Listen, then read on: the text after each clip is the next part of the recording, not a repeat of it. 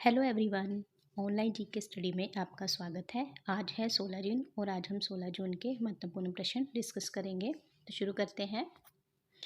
पहला प्रश्न है, ग्लोबल जेंडर गैप इंडेक्स 2024 में भारत की रैंक क्या है? तो भारत की रैंक है 129। Option number 4 129। विश्व आर्थिक मंच global gender gap index 2024 report पेश की है। भारत इस साल 2 स्थान नीचे खिसक कर 129 स्थान पर आ गया है। पहले स्थान पर पहले की तरह आइसलैंड देश है।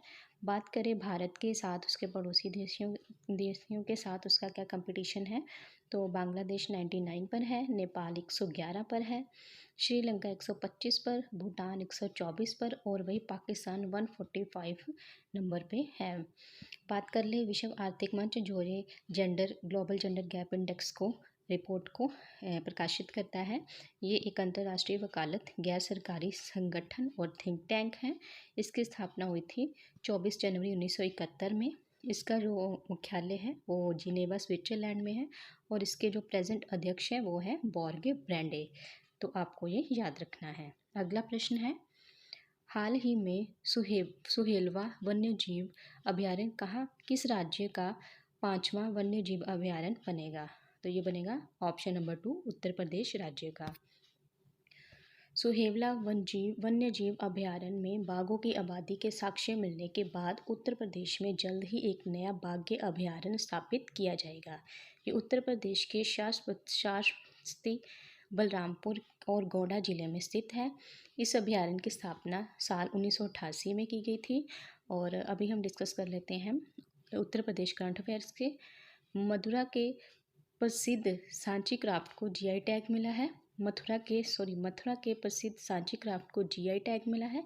महात्मा बुद्ध कृषि एवं प्रौद्योगिकी विश्वविद्यालय का शिलान्यास कुशीनगर में किया गया है। मुख्यमंत्री कन्या सुमंगला योजना का अनुदान 15,000 से बढ़कर 25,000 कर दिया गया है। और उत्तर प्रदेश ने देश में पहली बार सेमीकंडक्टर नीति लागू की है। तो ये 3-4 जो फैक्ट हैं, जो तथ्य हैं, ये उत्तर प्रदेश के करंट अफेयर से रिलेटेड है, जो कि आपके उत्तर प्रदेश वाले एग्ज़ाम के लिए ज़्यादा इम्पोर्टेंट हो जाते हैं। अगला प्रश्न है, विश्व रक्तदाता दिवस कब मनाया जाता है? यानी जो ब्लड डोनर डे है वो कब मनाया जाता है? तो ये मनाया जाता है ऑप्शन नंबर 4 14 जून को। विश्व रक्तदान दिवस हर साल 14 जून को मनाया जाता है। 2005 में विश्व स्वास्थ्य सभा ने 14 जून को विश्व रक्तदाता दिवस के रूप में नामित किया था। इसका महत्व है जो कि रक्तदान के महत्व के बारे में जागरूकता बढ़ाने और ज़रूरतमंद समुदायों का समर्थन करने के लिए समर्पित तारीख है। और इस वर्ष की थीम है उपहार देने के लिए 20 साल का जश्न, रक्तदाताओं को धन्यवाद। तो आपको इसकी थीम जो है वो याद रखनी है और इसका डे कब सेलिब्रेट किया जाता है आपको ये भी याद रखना है। अगले प्रश्न पे चलते हैं। और इसके साथ ही पहले हम जो इस महीने में इम्पोर्टेंट डे मनाए गए हैं, महत्वपूर्ण जो दिवस मनाए गए हैं उनके बारे में देख लेते हैं। पहले 1 जून को मनाया गया है विश्व दुग्ध दिवस। 2 जून को मनाया गया है तेलंगाना दिवस। 3 जून को विश्व साइकिल दिवस मनाया गया है। 4 जून को आक्रामकता के शिकार मासूम बच्चों का अंतर्राष्ट्रीय दिवस मनाया गया है। 5 जून को आपको सबको पता है वर्ल्ड एनवायरमेंटल डे मतलब विश्व पर्यावरण दिवस मनाया जाता है। 6 जून को संयुक्त राष्ट्र रूसी भाषा दिवस मनाया गया है। 7 जून को विश्व खाद्य सुरक्षा दिवस मनाया गया है। 8 जून को विश्व महासागर दिवस मनाया जाता है और 9 जून को विश्व प्रेत्यापन दिवस और अंतर्राष्ट्रीय अभिलेखागार दिवस मनाया गया है। तो आपको ये सारे ही दिवस जो है अच्छी तरह से याद होने चाहिए। अगला प्रश्न है, हाल ही में hockey mains junior world cup 2025 की मेज़बानी कौन करेगा? तो ये करेगा अपना देश भारत। Option number 3 Bharat. अब भारत से रिलेटेड हम जो भारत के जो करंट अफेयर हैं पिछले 4-5 महीनों के हम वो देख लेते हैं। भारत पहली बार कोलंबो प्रोसेस का अध्यक्ष बना है। भारत एशिया में सबसे अधिक विदेशी फंड का आकर्षककर्ता बना है।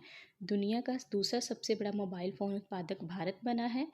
भारत के वैज्ञानिकों ने केले के छिलके से इको वंट ड्रेसिंग बनाई है। भारत की पहली महिला रोबोट व्योममित्र अंतरिक्ष में उड़ान भरेगी।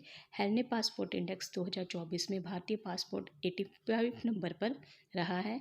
और डेनमार्क ने भारत में हरित ईंधन गठबंधन की शुरुआत की है। तो ये जो भारत से रिलेटेड जो बहुत ही इंपॉर्टेंट फैक्ट है, ये आपको अच्छी तरह से याद होने चाहिए।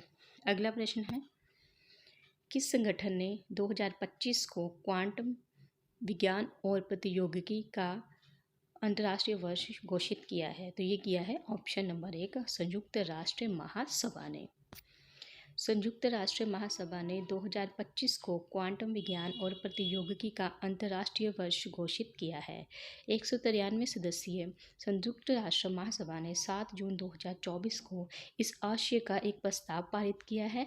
और इससे पहले संयुक्त राष्ट्र ने 2025 में ही सहकारिता का अंतर्राष्ट्रीय दिवस और शांति और विश्वास का अंतर्राष्ट्रीय दिवस, इसके साथ ही ग्लेशियर संरक्षण और अंतर्राष्ट्रीय दिवस भी वर्ष भी 2025 को घोषित किया है।